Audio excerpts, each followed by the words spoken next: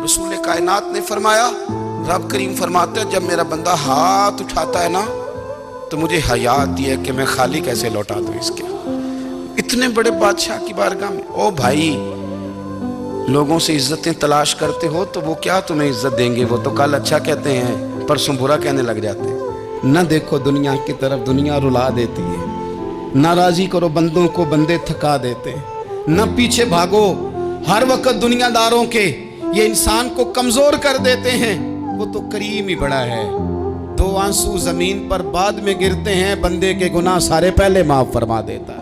नबी पाक अलैहिस्सलाम ने फरमाया, अपने दुख लोगों के सामने ना बयान कर दो, सेठों नवाबों को ना बताते फिरना, दुनियादारों के सामने जाके ना रोना कि मैं तकलीफ में हूँ। फरमाया अगर दुनियादारों को दुख बताओगे रब तुम्हें कभी गनी नहीं करेगा।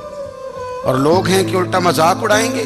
आपकी जिससे बड़ी पक्की यारी है ना, पक्की, वो तब तक पक्की है जब तक आपने 50,000 मांगा नहीं। और जिस वक्त आपने कह दिया कि मैं मजबूर हूं मेरी मदद कर, तो फिर खत्म हो गई दोस्ती। लोगों की ताल्लुकात आपके साथ तब तक हैं जब तक आप उनसे कोई जरूरत वाबस्ता नहीं करते। करीम आबू फरमाने लगे, बंदों के सामने दुख ना बयान करना, अल्लाह तुझे कभी गनी नहीं करेगा।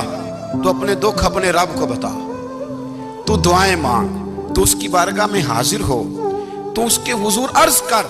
फरमाया अपने दुख अपने रब को बता, वो जल्दी करे या देर से करे तुझे सारी दुनिया से बेनियाज कर देगा, तुझे किसी का मोहताज नहीं रहने देगा।